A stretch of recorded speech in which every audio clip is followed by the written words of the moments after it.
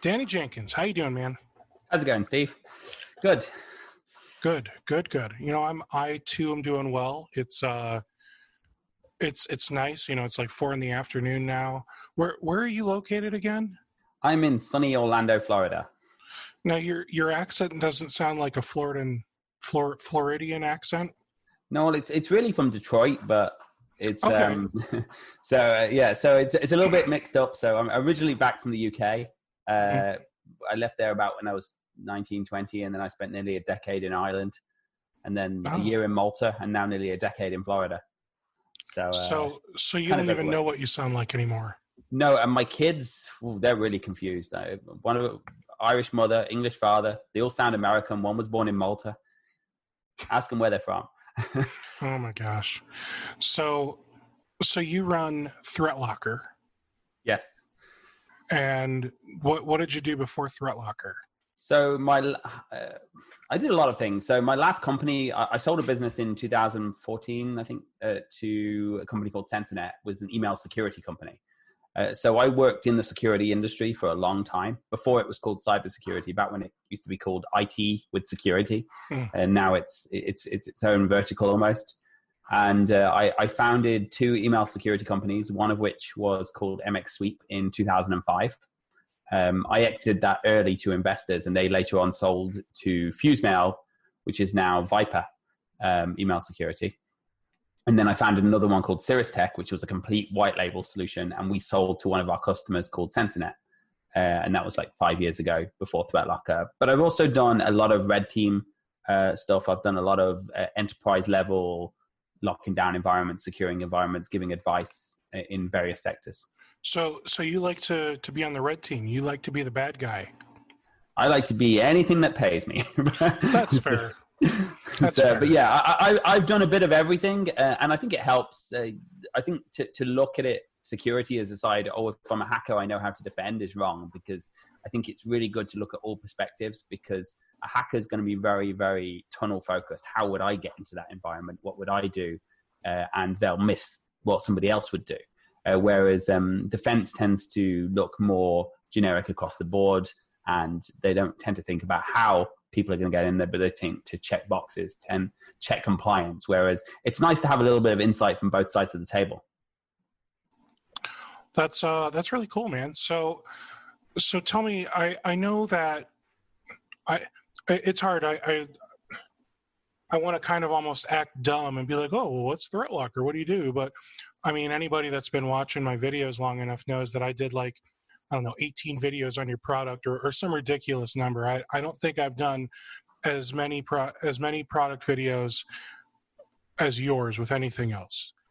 But it was really cool. Like, I would like get so far, and then I would just kind of send you the video like, hey, here's where I got hung up. Here's where I got confused. And then you'd hop on the phone with me and be like, well, here's where you screwed up, Steve. But I thought you were smarter than this, Steve. I swear you said that to me a few times. And I think you did block everything at one point. oh yeah, I didn't know what I was doing in there, man. Like, I was like, oh yeah, like I've allowed these applications. I should block everything else. I was not thinking about like all of the stuff built into Windows and all the applications you don't know about. Like, there's just all of that stuff that's running. I had no idea. And those videos really changed my perspective. And it was hard watching them all. They were long. And I didn't even drink too much alcohol, so that was but they really That's impressive. changed my perspective on the MSP level, because I worked with MSPs a little bit, and our CTO is my brother, and I actually only hired him less than a year ago, to come on and help, because he's worked in MSPs all his life. Mm-hmm. But the first time I spoke to you, we were an enterprise product. We worked with healthcare companies. We worked with DoD contractors, big manufacturing, and it was a very enterprise focus. But we'd really focused on taking the enterprise tools and bringing them to a little bit smaller enterprise, and not just the DoD, but maybe the DoD contractors who couldn't afford 10,000 people in their IT department. And we were talking to a potential client one day, and they said, can you speak to Steve? And I said, who's Steve? He says, oh, we look at all our webinars through him. So we set up a webinar, and this was 18 months ago. And it really was amazing because it changed, I wouldn't say changed, but certainly split the direction of our business actually completely. At that point, I think we had 3 managed service providers as clients. And I didn't know really anything about the market. I didn't understand their requirements. They'd come to ThreatLocker and they'd signed up to ThreatLocker because they had a specific need that they'd been looking for. And after I did your webinar, we signed up a few clients who were watching the webinar. And then apparently people started talking on Reddit. The webinar got shared. And this was December 2018. But no, by October 2018, I think. And by December, we were literally signing up 5 MSPs a day. And I remember, fast forward to January the following year, and ConnectWise had reached out to us and asked us if we'd consider partnering into their event program where we can integrate into their product. And at the time, I really didn't know who ConnectWise was. It's like, who are Connector?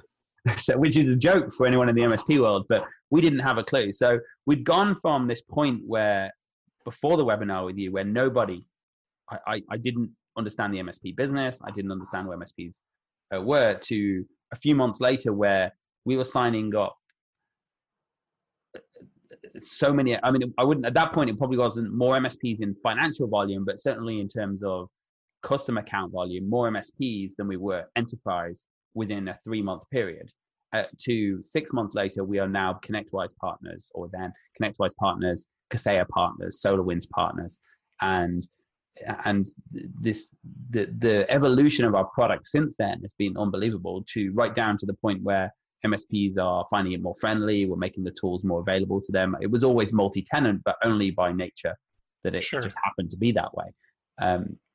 And now, fast forward 18 months on, and probably 90+% of our signups are MSP based. And we're not just small MSPs, but big MSPs who deal with big clients and hospitals and government agencies and things like that. So I can't get this like feeling out of my throat. Sorry. So basically, not to toot my own horn or anything, but being on one of my webinars changed your life, Danny. Yes, I now have less sleep. We now have more features, and as a consequence, I would say that our business has done very well. And that webinar planted a seed. And I don't remember how many people watched that webinar. I can't remember the attendance, and I don't know how much. But what I do know is we got a few signups from that, and that just snowballed out of control. I do these calls now and again. Most of the time we expect nothing to come of them, with various different groups and podcasts and webinars. But this was one of the few that really changed the direction of the business. Well, I can tell you that not too many necessarily have watched the webinar. It's like we're talking in the hundreds, not in the thousands or tens of thousands. Where I do have other videos on there that have substantially more. So I think what happened is, you were on, we got some people talking about it, and then we got some people using it, and that's when the real conversations happened. Was not just from the webinar, but the results of, maybe half a dozen people signed up for it as a result, or a dozen people signed up as a result, right? And then from then is when things kind of snowballed. Yes. So, I mean, I'm sure it helped. I mean, I'm sure it took you into the MSP space being on there, but working with all those different MSPs is really what helped that product evolve. Especially it sounds like that painful, just watching Steve try and figure out how the heck this thing works. Those were also painful for me too, because I never want to make it look like you guys are some kind of a-holes or anything like that, like, at the same time, though, like, I want people to understand, if I'm going to actually sit here and walk through an application, I want to do it with an application I don't really have much experience, if any at all.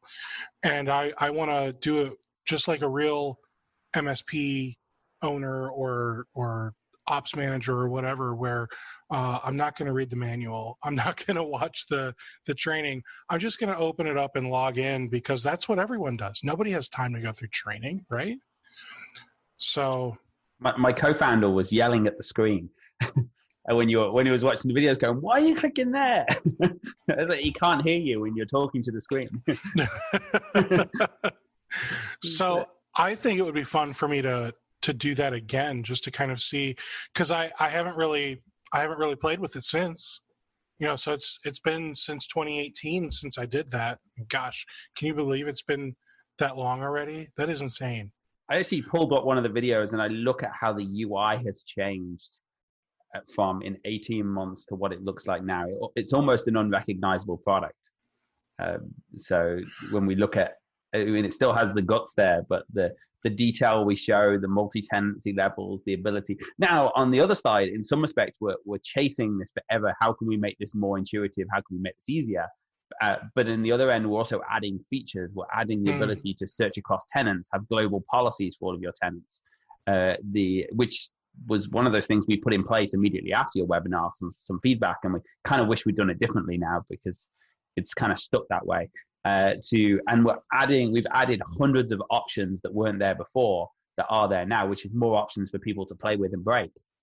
Well, let's, before we dive too much into that, I want to give people kind of a too long didn't watch of your product here.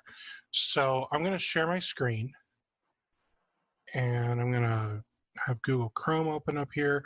So I think I did it wrong.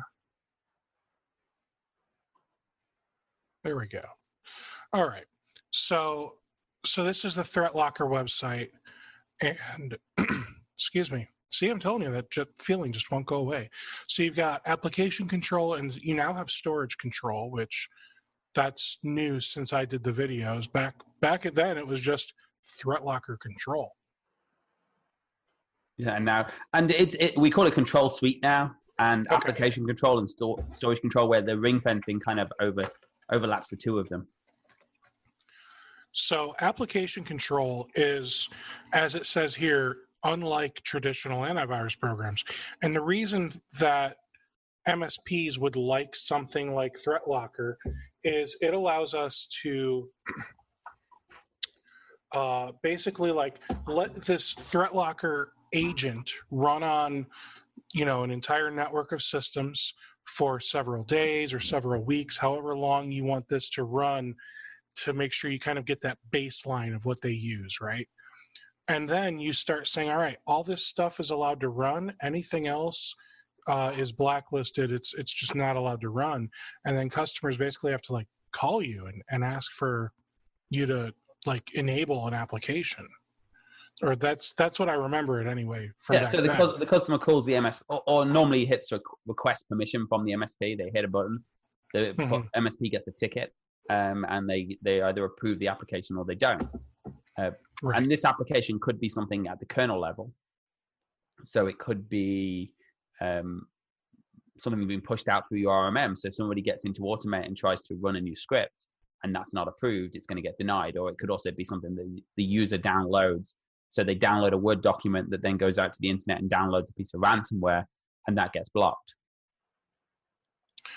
So I mean, this is, at the time, it was like a very revolutionary type of security application for MSPs, 18 months ago when we sat down, because there really wasn't much of application whitelisting going on for MSPs back then, unless you were in the MSSP space. Those guys use just a completely different set of tools. And good for them, I say. I mean, they do something different. So it makes sense that they use different tools. So I don't recall the term ring fencing. Is that basically just not allowing things to get onto the internet without permission? Okay. No, it's a little bit more complex than that.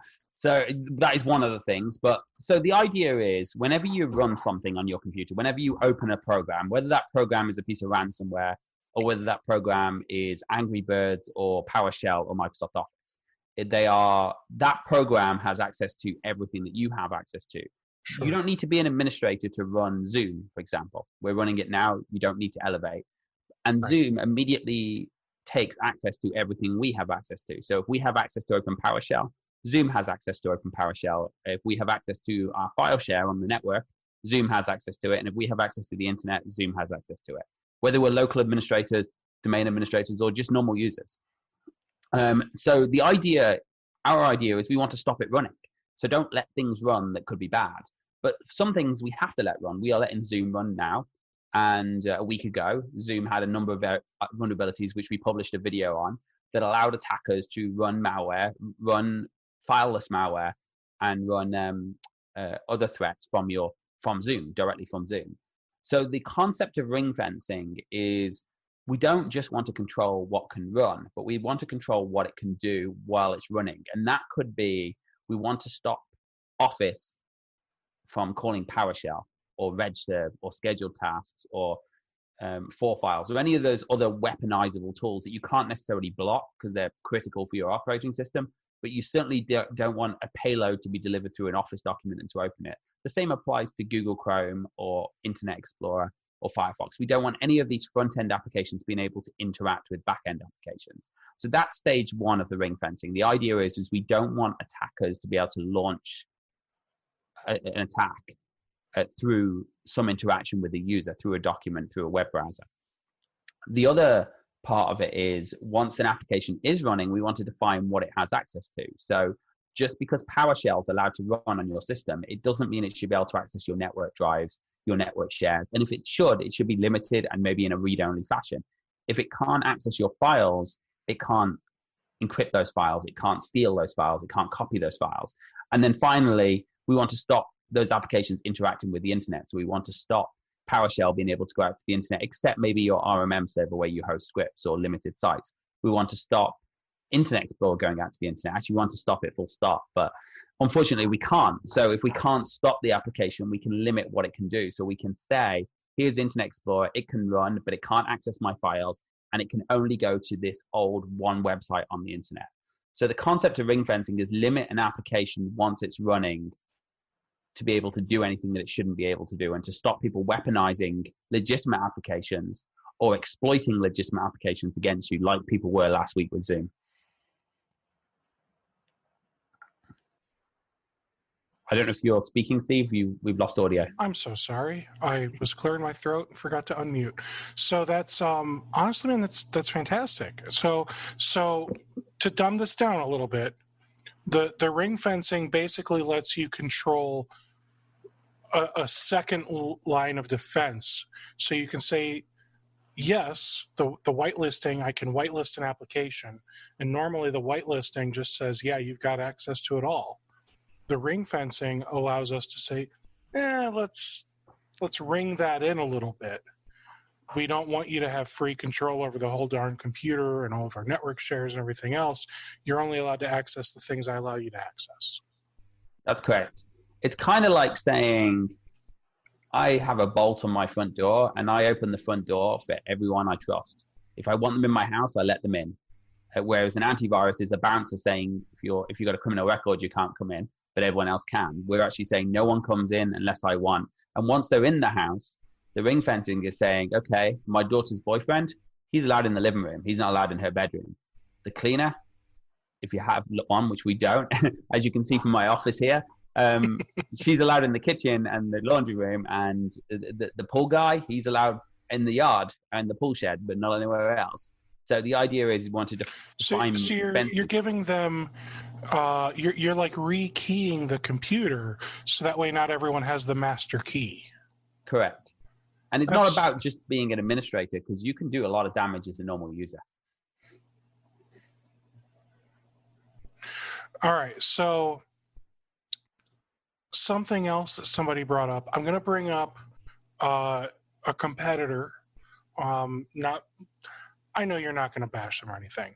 So Auto Elevate.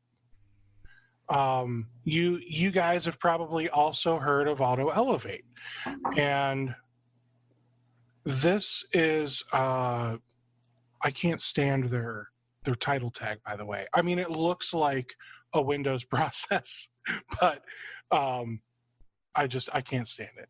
So anyway,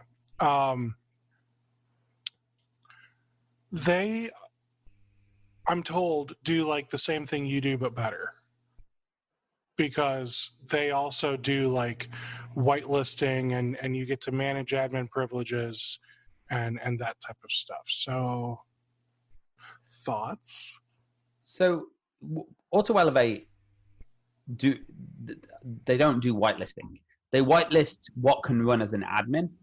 I wouldn't consider them a competitor, and we are in the process of having some elevation features built in, but we're somewhat difficult.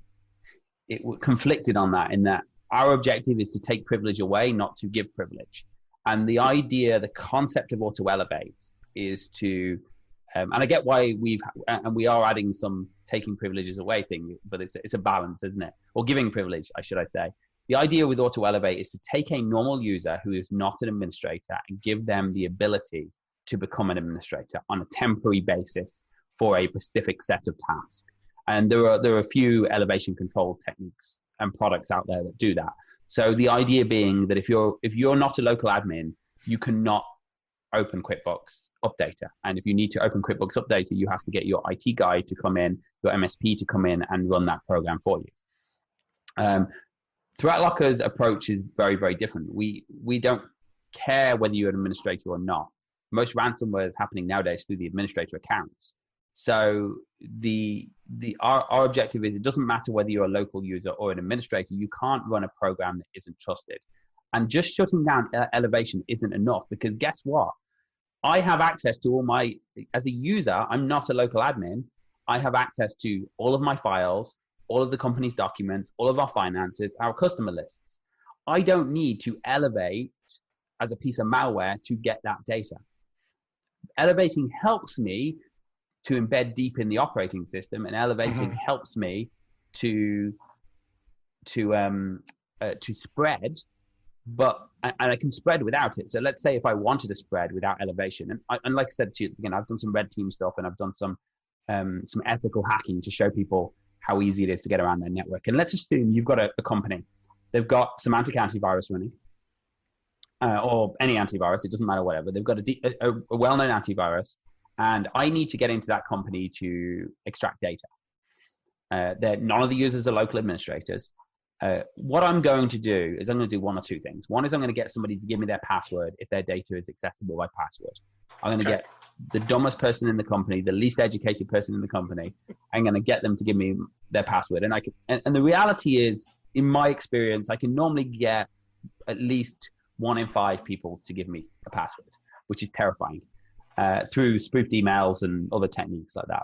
So you get somebody to give you a password, and then you access it through password methods. If you can't access it through password methods because they have dual factor authentication and they don't have open servers on the internet, then you have to get onto their LAN, which is starting to step up a little bit, because now I'm risking getting arrested and things like that. So which is hackers will do. They'll walk in, they'll plug something to a USB port. But let's assume the other way I'm going to do this is I'm going to get somebody to open a file, open an attachment. So I send a file, normally not in an email directly, but some kind of Dropbox link or OneDrive link saying, I'd like to apply for this new position, or can you check it? I haven't been paid for this invoice, and we're referring it to collections. All the common things that you think, who the hell's going to open that? But somebody opens it, because you only need one person to open it. And then once they open that file, I can immediately encrypt everything they have access to, or copy any data they have access to. So the lady in accounts, I can now get all the financial data. I can now encrypt all the financial data. We'll talk about the other type of ransomware that nobody wants to talk about too. The other thing I can do, though, is I'm a little bit smarter, is when she opens that file, which has an Excel icon or PowerPoint icon on it, it's actually an executable, or I can embed it in a macro or various other things. When they open that, instead of actually doing the damage there and then, I'll show them the data. I'll give them something to look at so they don't realize they've been exposed. then I will use that and I will store, so I can create like a mini RMM system running under the user context. So I can now send commands like copy this file to a network share, browse their network shares, and say, okay, oh, look, there's a staff vacations list on the network share, an XLS file. Let me replace that with an exe file with an Excel icon on it. Because let's face it, how many people share extensions and how many users know the difference between an exe and an Excel file anyway? So now I can replace that file on the network share with a very similar file that looks the same. When they open it, it will still open the original file. But now it's going to infect that user's context too. I can still put it in the user startup. It's not in the system startup, but it's still in their startup. So I go from 1 user to 5 users, 10 users, 20 users, opening this file, which is regularly accessed. And before you know, I've now got access to every machine. And as an IT professional, I definitely wouldn't open an exe. But then I get one person who's a domain admin, and then I've got their backup server too, assuming they've secured their backup server and they haven't got an exploit available where I can, or weak password, or guess what? I just got in the CEO and he's got his backup server's password saved nicely in LastPass. And I've got a client running on his machine where I can connect to it under the user context. I can copy that data. I can capture that data. And all of that from one user opening a link in Dropbox. And none of that I needed to elevate. So the idea of elevation control is important. And if you ask me, what should you use a product like Auto Elevate? I'd say if the alternative is that the user has to be a local administrator, using products like Auto Elevate is great because it means you're only making them local administrators when they have to be. And you can add whitelisted programs, and that's what they refer to as a whitelist, to the elevation control. But saying that as if you're using an auto elevation, if you're using it, regardless of what you're using, you should be having some kind of controls over what can execute, because even domain admins shouldn't be able to execute things, and even local users, regardless whether they are admins or not, shouldn't be able to execute programs that are not trusted. So what you're saying is Auto Elevate's great for some things, ThreatLocker is great for different things, and you guys don't really do the same thing at all. We don't do the same thing at all. And we have developed an elevation control, which we have not implemented yet. Mm-hmm. And for one big reason, we have to deal with this in that all of our product is about reducing control. Elevation, escalation, automated escalation of privileges is about reducing security. Yes, I agree that it's for a temporary period versus a permanent period of allowing someone to be an admin, but ultimately it's about reducing security. But we are completely separate products, and we have lots of clients who use Auto Elevate, and we have lots of clients who use various EDRs and antiviruses too, because they are very different solutions in very different areas. So I'm curious what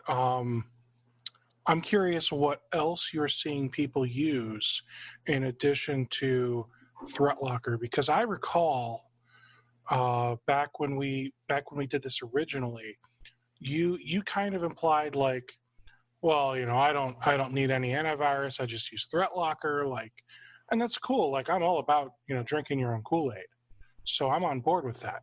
But I'm sure not every MSP feels the same way. And so I'm curious, like, what other, and I'm not asking product names, but what else are you seeing them use with your tool? Like, are they using an antivirus, threat detection type thing? Are they using a SOC SIM, a NOC? Like, okay. And yeah, I think I remember the conversation. We are not a replacement for an antivirus. Of course, right. Whitelisting blocks all malware, but what it doesn't block is the administrator from permitting that malware. And, you know, at 2 a.m. in the morning when I've drunk half a box of wine and somebody asks for permission for some game, maybe I'll make a bad decision one day, or maybe I'll just be busy and make a bad decision. So we're not here to identify the good and the bad. We're not a judge. We're not a jury. We'll block TeamViewer, or we won't block TeamViewer if you want to allow it. It's completely up to you. We won't give you an opinion. Now, we will tell you that this is what it says it is. So when somebody says, I'm requesting access to TeamViewer, we'll say this is a built-in definition, and we'll talk about the updates and the importance of those definitions in a moment. But we'll say we're going to block TeamViewer, or we're going to allow TeamViewer if you want to, but we're not here to say you should or you shouldn't. We try and stay out of being judge and jury, and we're not an antivirus. We do internally use Windows Defender with ThreatLocker. And partially because I think Windows Defender is as good as most of the antiviruses that are failing to do their job. And the other part is because we've got to eat our own dog food and make sure that we believe heavily on it. But I certainly think it's better than some of the lower end antiviruses. Maybe some of the EDRs and things like that have an edge on it. But we do use Windows Defender internally. It's also worth noting we pay for 10 times the number of antivirus seats for our built-in application definitions, and we have members of staff now. So now back up. You said you pay for what again? It's probably not 10 times now. It was 10 times. So we pay for hundreds of seats for antivirus that we do not use. Why? That we could use. Because one of the big features of the challenge with whitelisting, the challenge with default deny, is what happens when there's an update to a product. What happens when there's an update to Windows or an update to Office or an update to Cylance, and ThreatLocker blocks it because we don't have the new hash in there. So that's the big reason that MSPs never used whitelisting. And when we first started selling into the MSP market, we had the common apps as what we call definitions. One of the other things that have changed since when we first spoke to you 18 months ago, where we had less than 50 applications, we now have over 300 applications built into our definition that we monitor for updates, that we monitor for changes, and that includes antivirus products. So despite the fact that we have licensed antiviruses that we could use, and the only reason we use them is to download, install them, and make sure that they're not going to get blocked on our clients' accounts, because we don't want to block your antivirus. I wish some of the antiviruses would take as much care with our products, but we don't want to stand on other people's toes. So we have all these antivirus products and we don't use them. Now, there's a few philosophies behind that. One of them is that obviously we're very comfortable with ThreatLocker. We're very comfortable with our other security practices and I don't particularly believe that Windows Defender is a bad antivirus, especially in Windows 10. The other reason is the more products you put on your machine. We saw last year, and this isn't to beat up on Webroot, but we saw last year Webroot's consoles being compromised and being used to push out malware to MSPs. The more products we put on our computers, the more software we install, the more risk we expose, the more surface area of attack we have. So the less we can install on our computers, the better. Every computer we get out of the box, we use Microsoft Surface computers internally. One of the reasons the two reasons we use them. One is they can get them to us really, really quickly, unlike Dell anymore. And you can, even in the middle of COVID-19, we've hired 7 new members of staff in the last month, and we've managed to get laptops from the Microsoft store delivered the next day to my house in this case, in Orlando. So that is a big reason we use them. The other big reason we use them is because they have a very small software footprint. When you buy a Microsoft laptop, it comes out the box with nothing on it. We can put ThreatLocker on there without any automatic profiling, without any baselining, because we have the Windows core built in, and we can just say, I'm going to allow these built-in apps for our users: ThreatLocker, Google Chrome, Microsoft Office, and Edge Chromium. That's all we allow for our users to run. The less software we allow, the less likely that software can be compromised. So again, that's another reason we don't use antivirus. That said, I'm not here to beat up on antivirus. The more security you can put in your stack, the better. We have clients. Windows Defender and Webroot are the 2 biggest antiviruses we see deployed with ThreatLocker. We have clients. The 3rd biggest antivirus is SentinelOne, or EDR, I guess that may be considered. But we have clients using antivirus, EDR. The more security you can put, the better it is. Huntress, all of these are products that people are layering on top of ThreatLocker. We are the bolts on the door. I love that, man. So if you can put an antivirus in and you've got, of course, I'm going to say to you, pick, do you want a house alarm or do you want a lock on your door? And so I don't even want doors, man. So we are the bolts on the door. It's great to have an antivirus. It's great to have a house alarm. It's great to have a dog. It's great to have cameras as well. And I've got all 4 in my house. Putting 3 antiviruses in is putting 3 house alarms in your house. It's going to make a little bit more noise, but not really that effective. But Right. of course, if I'm trying to compete for priority in a stack, I'm always choosing least privileged controls. But then if you can put an antivirus on top of that, if you can have an EDR, if you can have a threat hunting system, they're all great layers of security. And I'm never going to tell you shouldn't use them, because the more you use, the better your endpoints are going to be secured. Okay. So let's change gears a little bit. Because I think we're probably to a point where we've talked people's ears off about security enough. For now, anyway. Well, no. Let me ask one more question. If somebody understood what you did and still didn't see value in paying for the software as an MSP, for whatever reason, what would your response to them be? Besides, you're a flipping idiot. Yeah. So one thing that I've been incredibly impressed with, one of the big things when we started working with MSPs, I was coming from an enterprise background. I had this opinion, this very backward opinion, that MSPs are basically glorified IT guys who don't know what they're doing. And sometimes that is true. And we have some clients who use ThreatLocker who terrify me, that they are reckless as far as I'm concerned. That their refusal to patch or to do things is unbelievable. But I have been incredibly surprised how much value where I have seen where 2 years ago, if I walked into a company that had 500 seats and they had an internal IT team of 2 or 3 people, I would recommend that they bring in some more security staff. Now I'm saying you need to find a good MSP to back you up. And that, because I am surprised, I was massively surprised how much good MSPs do, and how they really can offer value and benefit to their clients through various factors. One is they can show experience, because when you sell to enterprise, that client's either been hit by ransomware or hasn't been hit by ransomware. It's simple.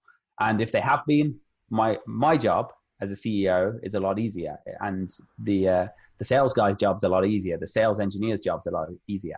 But when you sell to an MSP, they know what ransomware means. There's no delusion in there. They understand. If they didn't patch one of their client servers in the past, they know what that means. If they leave RDP open on the internet, they're not siloed or delusional. They know that the impact of that is going to be huge. So I think a lot of MSPs are smart enough and do see value. Of course, there are always going to be MSPs who either don't see the value or don't want to put the effort in. And ThreatLocker makes this really, really easy. But for some MSPs, they want to bundle antivirus. They want to bundle some products that they can buy for $2, $3, $4, $5 a month, put them all in a package and sell the customer and call it a managed service. I would say that's fine if that's your business model. But if you are truly a managed service provider, your job should be to, and whether you use ThreatLocker or go out and take Bit9 Carbon Black, which good luck with that. But your job should be to really care about your customer's business and understand the security and the risk of that customer. And if you want to be a true player, if you want to be a successful MSP who grows, then you should be doing that. And I recently jumped onto a call with one of our partners, and I didn't even know our partner was on there. We were invited to an MSP cohort. I jumped on that call, and during that call, there was one of our partners was speaking about what they did and how they're growing their business. It was a Robin Robbins like peer group, and they were talking about how they're growing their business. And while we jumped onto the call, they were talking about they just signed their biggest ever customer, 400 endpoints.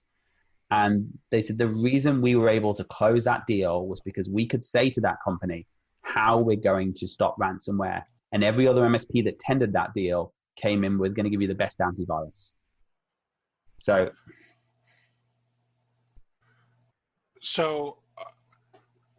one thing I'm stuck on, and it's not at all what you're expecting, don't worry, Danny, is you said if you want to be a true player, as an MSP.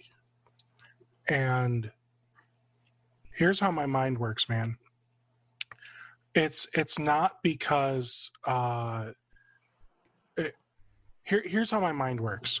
I heard if you want to be a true player, I then heard the hook to Notorious B.I.G.'s Big Papa.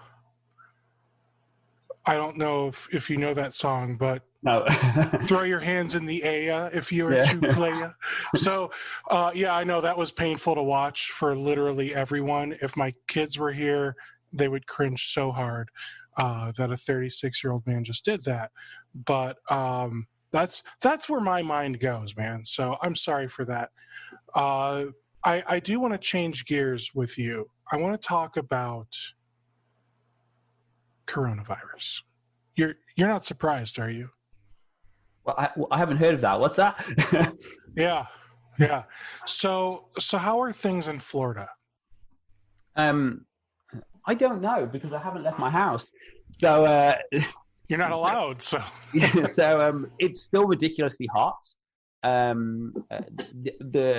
It's obviously just like every state. I think Florida is number 5 or 6 on the list of being hit because we are a big travel hub. And from an economical impact, I suspect we're going to get hurt worse than most states in that. I know Disney furloughed 40,000 employees yesterday, so that's going to be bad. But I mostly we're kind of siloed here. And up until 3 weeks ago, I was at 2 to 3 trade shows a week, traveling around the country, and now I haven't left my house in 3 or 4 weeks. I can't even remember now. I don't know what day of the week it is. But it's a pretty, I guess it's grim like everywhere else. But like I said, I'm just stuck in this 4 walls. So I'm going to say this because I want it to help. I want to help you feel better. Okay. Florida's number 9 with confirmed cases. Oh, did it move down the list or did I just get it wrong? Not in the top 5, yeah. So I don't know. I'm not actually paying attention other than the fact that, New York, it's number 1, baby. Good thing I live in Ohio. So, yeah, I mean, it's just such a condensed area. New York, New Jersey, Massachusetts, those are the top 3. And then Pennsylvania, Michigan, California. And it's crazy that Ohio is in the top 20. I'm not trying to count that far down, but Ohio's in the top 20 and Michigan is number 5. I mean, we touch Michigan. So the fact that Michigan has 4 times the number of confirmed cases as we do, maybe it's because Michigan's got Detroit. Concentration. Yeah, I mean, I just didn't think people in Michigan concentrated all that much. It's a little double entendre there. Yeah. You like that? So we got over 500,000 confirmed cases in the U.S. We've got over 23,000 reported deaths, and there's almost 2 million reported cases worldwide. There's nothing in Antarctica. I mean, thank God, right? The penguins are safe. That's something. Yeah. So it's in at least 180 countries. I think we're going to see it a lot worse over the next 3 months too. So you still think that the worst is yet to come? I think I see the problem I see is right now we're in this kind of lockdown state. Where we're not locked down enough, but we are locked down, so we're slowing it down. Sure. Which is we're flattening the curve. And I'm not a scientist, and I haven't spent enough time to take anything I say as fact. So, if someone of science wants to give me more data, that's fine, and they're probably right. But if we look at New York, my understanding was we're flattening this curve, and we want to flatten this curve because we're going to run out of hospital resources, we're going to run out of ventilators, and we need to be able to control it, which is absolutely great.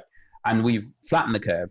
But when I hear from New York saying 8 out of 10 people who go on a ventilator don't come out the other end, kind of defines the point of having enough ventilators if it's not really saving lives. It's just extending the pain. It's just extending the pain. The problem now 20% of those people is probably those people who came out alive probably appreciate the ventilators at the end of the day. 20% Absolutely. 20% is still a high number. The problem we have is if we look at China and we say we've blocked this, we shut down draconial style, we're going to shoot people in the street type thing. And I'm sure they weren't doing that, but I know they had drones out there monitoring and making sure people weren't going outside.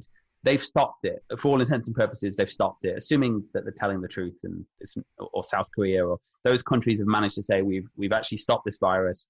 We can now start getting back to normal. The problem we have in the US is, yes, we've slowed it, but have we stopped it? And if we can't stop it, it just means we're going to get 2,000 deaths a day, 1,500 deaths a day for 6 months. And until we either come up with a treatment or a vaccine, we can't start back up again, because as long as there's still, I can't remember the number, 20, 30,000 new cases a day, as long as those numbers are still happening, that means it's still spreading, which means the moment we open our doors, the moment we go out and party, things are going to get worse. Which is good news for Zoom, because their stock prices continue to rise. So you said a real interesting thing here, though. You said we can expect, 1,500 deaths a day or whatever, until we have a magic bullet for this thing. But you got to think, we're at 1,500 deaths a day with the stay-at-home order in 43 states, and with social distancing, the whole economy is practically shut down. So I think that the death toll is going to be significantly higher if we just said, all right, open it back up. Of course. And that's the problem. We can't, unless we stop it like China has or South Korea has. Let's assume China isn't giving us truthful information, but South Korea has. Unless we can completely stop it, the moment we go back outside, it's going to get worse, and that's going to turn into 2,000, 3,000, 4,000 deaths. So what I expect, and based on the little information I have, and I'm relatively a man of science, so I tend to believe in science. But if we start going back outside, if we open up, then it's going to get worse, and that 1,500 deaths a day. And I'd also assume that if we stay where we are, that it's going to go down. But whether it's down isn't enough. It's pointless unless it stops, because it was only a handful of cases a month ago, and that handful of cases turned into 500,000 cases. So if we, I'm probably 2 million cases, because that's just the confirmed cases. Oh, sure, yeah. And you got to think of all the people that probably had it before we even realized it was here. But then on the flip side, and this is complete hearsay, I didn't even see an article. So it's one of those I heard on Facebook, but it was through my wife. So she's saying how supposedly they're even saying that, people that die in a car accident, they're classifying some of those deaths as because of coronavirus. That sounds a little far-fetched to me. I mean, if they had coronavirus, maybe, but maybe it could be that they died and then the car crashed. And you know what I mean? Like maybe they were trying to drive themselves to the hospital because they didn't want to get that ambulance bill. Because that's what you worry about here in America. I can't afford an ambulance, so I'm going to drive myself to the hospital. Yeah. So well, that's I tend to stay away from conspiracy theories, but because there's so much crap out there on Facebook. But I'm assuming that the numbers are relatively accurate in terms of who's dying from it. And I agree. If anything, I think they're low. I don't think they're high. Yeah. Well, and that's it. And there are a lot of people. The only time that it could be inaccurate is if you've got someone who has lung cancer, and it could be the straw that broke the camel's back. But whether they would have died 2 weeks later is a whole different scenario. But it's I think either way, it's too many. And I hope as a nation and as a world, we actually start to look at this, and it doesn't become it's not forgotten about. And we start looking about, why do we spend $700 billion a year on military and not even 10% of that on dealing with pandemics, which could ultimately kill far more people than any war could ever kill. Well, I think it depends on the kind of war we have. If we have a nuclear war, we're all done. Yeah, well, that's true, but we could all be done. But because of that, we spend $700 million on $1 billion on tanks and training simulations and satellites, and we can track threats and we can track missiles, and we know who's building nuclear bombs. You know what I think we should be spending $700 billion a year on?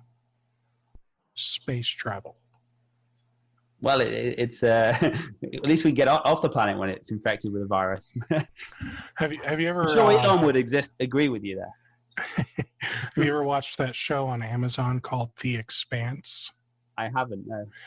It's according to an astronaut, it's the most realistic show, movie, anything where it's fiction, but it's the most realistic thing if we were to have like space travel and if we lived in outer space and that kind of stuff. I have to try and carve some time out for that now. I think there's like 4 seasons now or something. Like there's quite a few episodes to watch, so you'll have to carve out a lot of time. See, I don't see me getting on any planes anytime soon, and that is great time for watching TV shows. Yeah. So 6 hours to California, that's half a series. That is half a series. So answer me this. What conventions or industry events have you booked yourself for 2020? Okay, so I'm not asking which one's canceled yet. Okay, so what we had on our calendar was every ConnectWise IT Share event we could get to, every ConnectWise event we could get to. So all the local share events. I did 3 states in 3 days. I did 7 or 8 in the last quarter. With Datto roadshows, Kaseya roadshows, and I may get the names confused, but the smaller local events. And those are really great events for MSPs because they're great learning events. They're great events where we get to connect with people and educate them, and also that they get to talk to each other. We booked, obviously, the Datto Cons, the Kaseya Connect, the big trade shows for Datto and Kaseya. We booked a whole load of ASCII events. Robin Robbins, we do all of the Robin Robbins events. And Info Security in London was booked. RSA we did. I know I'm going to miss some. And so you've probably got another 15, 20 events booked throughout the rest of this year? Oh, we were probably more like 15, 20 a quarter. Okay. So every week we had at least 1 trade show, sometimes 2 or 3. There was very few weeks in the year we didn't have something booked. So I'm not asking you to name names because I don't want to throw anyone under the bus, but I'm sure some of these have maybe been canceled, postponed, or changed to be like online only. Yes. And how has that affected you with what you've invested into these events? So the cancellations aren't too bad because, we obviously have to figure out other ways to get in front of people, and that's important. Right. But the cancellations aren't too bad in terms of they're canceled. We know where we stand, and we cancel our flights. We cancel the event. We get a refund. That's fine. I mean, these events aren't cheap. Even these tiny little events, they're $5,000 a day. So we're not talking about small amounts of money. The last event I went to was a local event in Orange County, California. And typically you get about 80 people there. We had 13 people there. So $5,000 to fly to California, meet 13 people and come back, where we typically expect to meet 80 people, is a bit harsh. So that is $5,000 for 80 people even sounds a little. Yeah. Well, and we get pretty good, typically with these local events, when we go there, if we haven't been in that area before, or they're not known, we might have 1 client, 2 clients there. The next time we go, we have 30% of the room being clients, so they tend to pay for themselves in the long term, because the Threat Locker's kind of like Corona, so it's contagious when people Oh start my using gosh. So our sign up curve looks a little bit like that too. But it's the smaller events are we've done one virtualization so far, and it was a complete disaster. And we have asked our marketing team to tell them we are not doing any more virtualizations for that company because there was 6 people there, and that was not 6 people. And I'm pretty sure they're all vendors, maybe 2. So it was a Zoom room, and it wasn't exactly exciting. The virtualization, we have a virtualization for Robin Robbins, and they've been very good in working with us, so we hope that to be very successful, their boot camp. We will do. I've heard of a lot of people that are really excited because Robbins already had like a virtual ticket as an option for the boot camp. So I mean, they were already kind of like set up to do that, you know? That's true. What they weren't set up is for the vendors, and they've had to work to integrate vendors into what was typically a boot camp scenario. And that is where we are. Obviously, we have to get the same return. We have to get the eyeballs on us. We have to have the good conversations with people. So as a vendor, our objective is to get as many MSPs as possible to understand what we do and why it's important. And it's been pretty. Time will tell. The event is in the end of the month, so we'll find out at the end of the month if it was worthwhile. But we're definitely doing that virtual camp, and hopefully it's successful. And the rest of them have either been pushed back or haven't been converted yet, so we don't really know. But typically, as a company, we're making the decision if you want to convert to virtual. You have, unless you've done virtual events in the past, and you can show how many vendors got how many leads and various things like that. We're taking the decision that you have to give us some kind of guarantee or some kind of prorated refund if you don't give us a guarantee, because it's too much risk to just say, because when you're at a physical event, take a Robin Robbins event, everybody goes in, they listen to Robin, they listen to the speakers, and then they come out for their lunch, and that's when they speak to us. Right. Well, no one's speaking to us when they're getting their lunch in Zoom, scoffing Easter eggs in their face and doing a bit.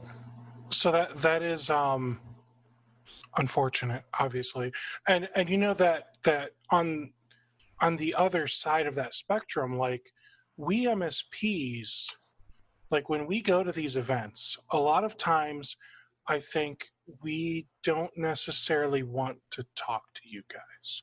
Of course. But we want to walk up and we want to drop our business card in the box to try and win the thing, you know, because you're going to raffle a thing. I don't know what it is, but it's a thing and I want it. AirPods, yeah. Yeah, so, right. I don't even know what it is. I just drop my business card in the box and I move on to the next one. I was going to show you some envelopes. We have envelopes. I'll grab you one of these envelopes. I know we have some here somewhere. So we have envelopes that we hand out, these ones here. So I'll see if you can. And at the back of them, we have a void if opened. The idea is, what we do is we hand target MSPs at the events, and we put Threat Locker dollars in them, which I probably have some lying around between computers that are broken into pieces. Here, $2 bills. So we have these Threat Locker $2 bills here. And so fake money, got it. Fake money, and we put them in there, and we have $2 bills, $20 bills, and $200 bills, and we put them in the envelopes with a brochure, and we hand them out to the MSPs we want to talk to. And when they bring them back up to the event, we're trying to get 3 minutes of that. Well, normally if you can get 2 minutes, you get 10 minutes, because everyone gets so excited about this stuff, they want to learn more. So when they come back up to the event, they open it at the booth.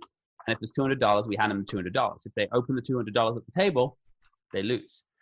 So we get, and that way we get the business owners, the head techs, and not the marketing people coming up to the booth putting their card. No, we have the cards as well. So we have the AirPods.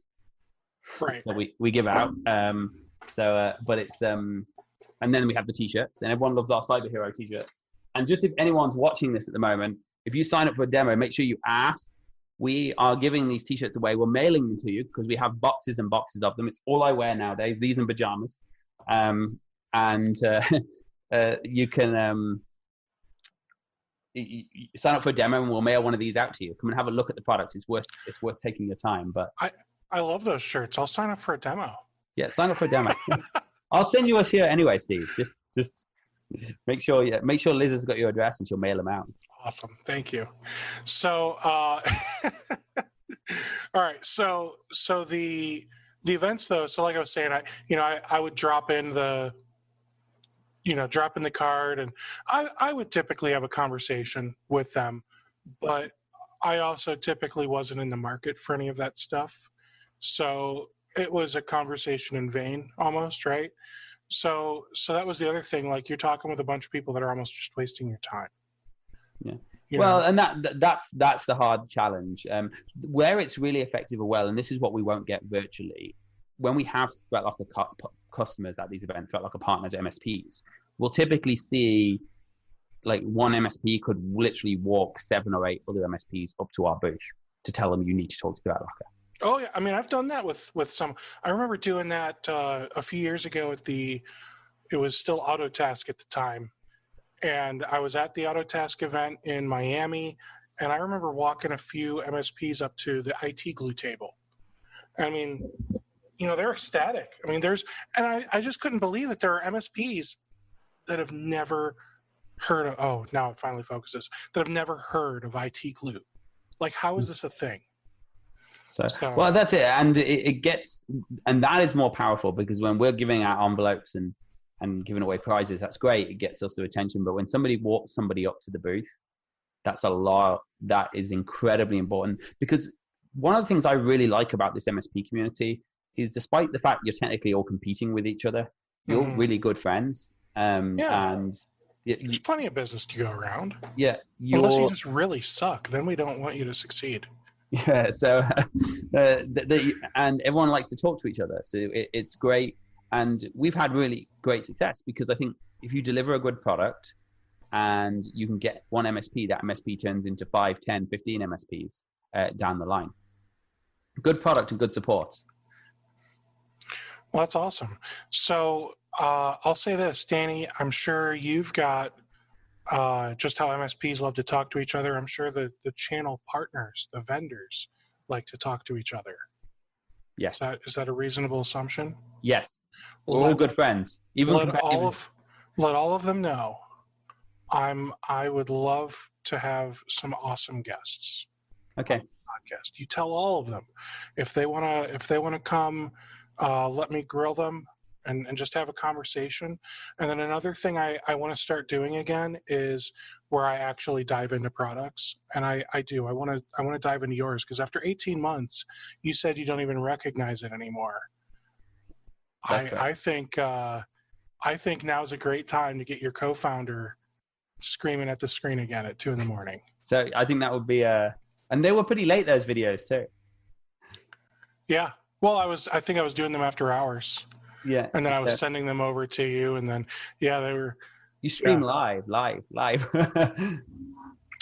don't know that I'm going to do it live anymore. Yeah. I don't do it this is recorded. We don't have an audience. It's not streaming, because my goal is to do some post-production on this stuff. The quality is only going to get better. I just got to figure out how to do some of this stuff. So, and by some of this, how to do, I mean like the post-production, not how do I test software? Like, I know how to screw around with software. Most of you guys know I would change my MSP tools almost as often as I changed my underwear. So that's not a concern for me.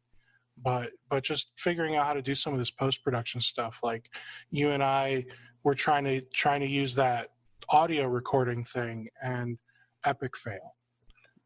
Thankfully, that's one of the best changes we made in the last year as well. We have someone in marketing who does that just for us. So when we send it, I literally hit record like that. If you saw that Zoom video last week, I hit record and send it out and say, make that go everywhere. Yeah. I just record it on Zoom there and then don't even look at it. I just say, make it go everywhere. Make sure you beep out any bad language. There you go. So and see, I don't even bleep out the bad language. that's You just let it slip and oopsie. So So you said you haven't watched The Expanse. Have you watched any shows lately? Like I can tell you literally look like you're walking around in pajamas and nice socks. that's pretty much it. So what would you say like your work day is like now? Are you working more or less? Oh, I'm working. So Threat Locker is doing. Last month we doubled, 3 times nearly. Well, say 2.5 times our best month in history of new signups. Good for you. Well, you know why though? Because everyone's like, I got to figure out how to secure all these new work from home people. I think that's a big part of it. And I think there was a lot of it coming anyway, because we've done a quarter of very, very busy trade shows. So some of that is starting to pay off, and then people trying to work from home. Some of the deals we had to help people get deployed. So we offered 60 days. We will be your service your request. We will actually create any custom policies you need. We'll do everything for you. You just push out the agent and we will make it work. So that we did that, and that seems to help got people on board. So my typical day looks like this right now. I'm hoping I can change it. Like I said, we've hired 7 people in just over the last month. So I'm trying to get some pressure off me. But I typically get up about 5 a.m. Don't get out of bed. I normally check emails, check LinkedIn, look at any audits for the day, and I'll get up at 7 or 8 o'clock. I'll then time myself. The same way. Yeah. I want to figure out how to do as much with this from bed as possible. This is my iPad Pro. So and I have a laptop for it. I have a desktop here and a laptop in the bedroom. Oh no, here's where it gets insane. You get the iPad Pro. The latest iOS supports a trackpad or a mouse now. So you get an iPad Pro and you get one of those like gooseneck things that you like clamps to your iPad, and then you clamp it to like your headboard, and then you just have it like right in front of your face, right? But wherever you need it. And then you got your mouse, and then maybe get a keyboard, like a Bluetooth keyboard, and that's all you need, man. You just lay in bed, and then eventually your RDP to your remote desktop. Yeah, I don't know that I need it. Like, I can Zoom from the iPad. The iPad now has full-blown Photoshop, from what I can tell. I haven't actually played with it there yet, but like, I don't know how much I need a real computer anymore. So, as crazy as that sounds. Yeah, well, I have my laptop, and my laptop is being used by my child at the moment, and then in the evening he puts it back on my bedside table. Is it sticky? Like, do they get like chocolate and? No, he just sits there like this. Oh, just watching YouTube? No, he just sits there watching his teacher because they're doing Zoom schooling. So it's literally like, you paying any attention? Did you learn anything? Yeah. How old? He's 9, that one. Okay. But he doesn't have a laptop yet. The others, the 12-year-old and the 14-year-old have their own laptops, but he doesn't have one. So he's been hijacking mine in the day. And then he puts it up there, and then if it's not charged when I wake up in the morning, I get mad. Does it make you almost want to buy a Chromebook for him? I would never buy a Chromebook. Can't put Threat Locker on it. Wait, what? So, can't put Threat Locker on it. That's fair. Makes you almost want to buy a laptop for the 9-year-old? Well, I just think my wife should let him use hers too, but I will. Maybe I'll buy one. We'll see. You see, if I buy him a laptop, then he expects to be able to use it whenever he wants, and I don't want that. That's my daughter, she's 14, son is 7, and the daughter, like, there's a second Chromebook, and it's her Chromebook, but it's, Google sent it. I wouldn't have even bought it for her. Google sent it to me for checking out Google Cloud. They gave me a free Chromebook. They'll give you one too. I just don't know how to tell you how to get it. I don't know. They just offered me a Chromebook. Yeah. So I've got I think it's a 13-inch Chromebook, and it's okay. It's like a $150, $200 Chromebook. It does everything she's needed it to do. What did I do? My sound card just went crazy. So So yeah, like, she uses that for her Google. They use Google, not Zoom. So it's Google Classroom Yeah. and all the Google stuff that comes along with that. And she does the same thing, man. She just sits there. She's got like the hunchback thing going on, sitting Yeah. on the couch, staring at the screen. I'm like, Genevieve, you're gonna have like really bad rolled shoulder. You're gonna look like me in 20 years if you keep this crap up. She's Yeah. like, whatever, Dad. Sounds exactly like my 14-year-old daughter. Whatever. Whatever. Yeah. And I don't then, know anything. I'm dumb. yeah. So it's what was interesting though on my daughter's internet history. Well, I didn't actually see it. I bluffed her and she admitted it though. I was looking at her internet history one day on a laptop and I said, "Why does it say how to disable Threat Locker on your laptop?" She said, "Oh, I only looked it up. I couldn't figure it out." I said, "Of course you couldn't figure it out. It's called tamper mode." So Wow. so she was trying to figure out how to get around Threat Locker so she could put more Minecraft on. Because one of the cool things we added, which is great for parents, not that we sell to parents, but Right. you can now do times. What times a day you can run this app. But that is helpful for business owners as well. Yeah, no PowerShell after hours. Nice. So that also helps the MSPs to turn it off. Yeah, time-based, limit time-based. And also if you're working from home, it tells you, and that's the other thing, it tells us, because we have everything ring-fenced, it tells us what website she's going to, and it tells us and it doesn't matter if she bypasses the internet connection and uses a hotspot because we can still see it. It's on the input. And I just want to clarify, when I said as an MSP you can turn it off, you can literally force yourself to stop working. Oh, that would be nice. Yeah. All right. No more PowerShell after 5:01 p.m. Monday through Friday. I'm sorry that your server's down, but my tools aren't working. Yeah, my tools literally won't work until 8:30 tomorrow. I'm sorry. Yeah, so kind of. That's a great use case. But, oh my gosh. Yeah. So well, pretty much, I just work from 5 a.m. to 12 p.m. and then rinse and repeat. But hopefully that will calm down soon. Did you say until 10 p.m.? No, 12 normally. Well, 12 a.m. I guess. So, but I suspect you like take a big long break in the evening for family time, and then you just go sit back down at the computer and work in the night. No. So you just don't see your wife or kids? Well, my wife works with me, so Okay. I normally see her sitting behind me, but she's gone out to install some computers somewhere. So she's gone out to what? Set up some computers. Oh boy!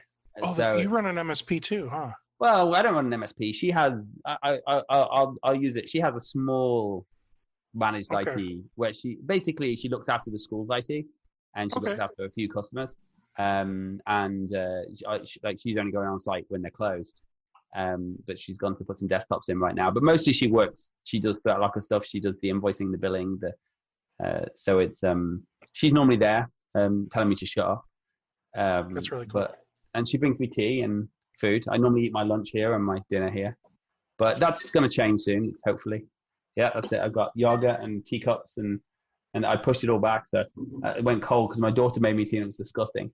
So it was, but that's gonna. I mean, now and again, like yesterday, I watched Iron Man with the kids, and then got back to work yesterday evening. So. Well, I'm glad that you're taking breaks to at least spend some time with the family. That's important, man. Yeah. They don't like me anymore. Well, yeah, but when you do something fun and you're not yelling at them, it's okay. So, and as long as they don't have like friends or people that might know them that can see you spending time with them. They don't want witnesses. No, that's it. Well, there's no witnesses now. They're not allowed. No one's allowed. It's all secret. I hear the witnesses are now just sending Facebook messages to strangers. Have you the Jehovah's Witnesses? Oh. Does it make a ding dong sign yet? No, they're literally they're like they're starting conversations with people that they're not friends with on Facebook. And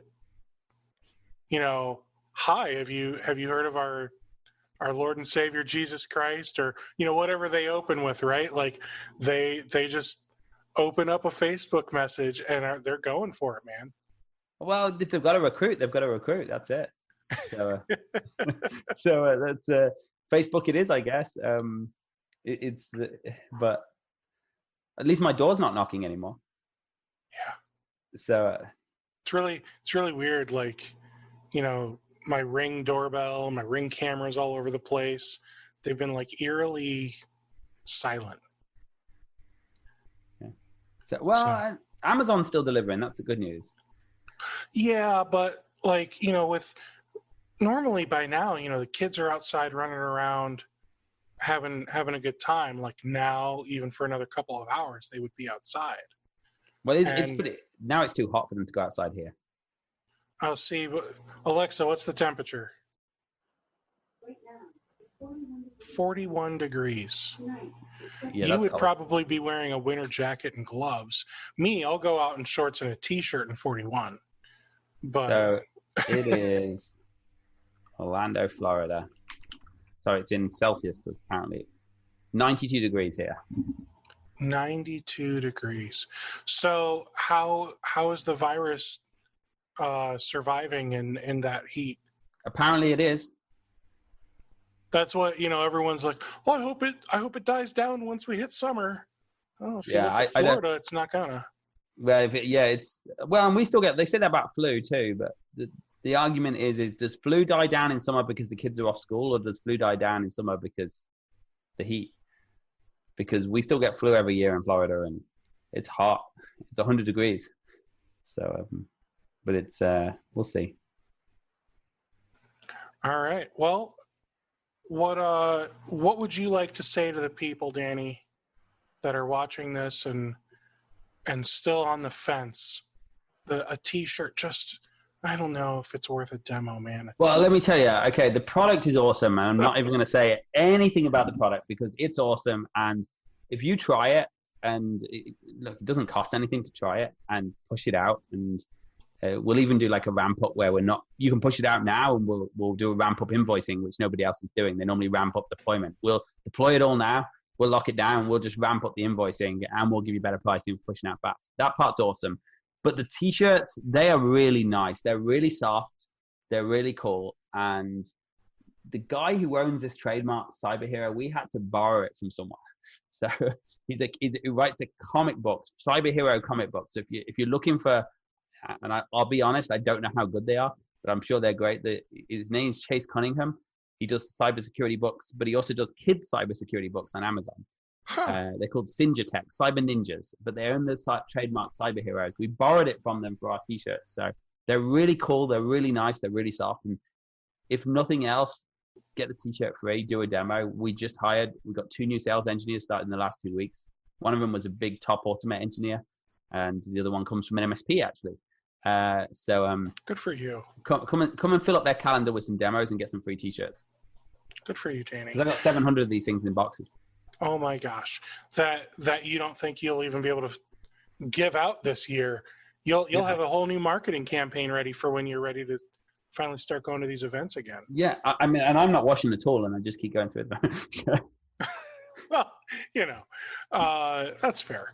Just put a new one every day. You don't need to wash them. We'll turn them into face masks. Oh my gosh, that's disgusting. Yeah. All right, Danny, thanks so much for coming out. Guys, check out threatlocker.com, and there is a button that you can click to try ThreatLocker now, and that'll get you, I believe, a trial. Or if you scroll down, there is a get a web demonstration. So either of those will have one of Danny's team members get you started on this thing quickly. It sounds like Danny's going to take care of you guys. I've been really impressed with the product. I've had nothing but wonderful things to say about you guys, even if I have no idea how to navigate your system sometimes. But my security nut member of Rocket MSP, he even loves your product. And I think that says a lot about your product. So Well, thank you. definitely check out Threat Locker, especially right now as you've got people trying to work from home using maybe personal computers or whatever else. Keep these things safe and secure. Also, if you're looking for a peer group for your MSP and you want to take your MSP to the next level, check out rocketmsp.io. Danny, thanks so much for popping on here, man. This was fun. Thank you, Steve, and enjoy your evening. Thank you. You too, man. Stay safe, stay healthy, all right? You too. Take care, everybody. Bye.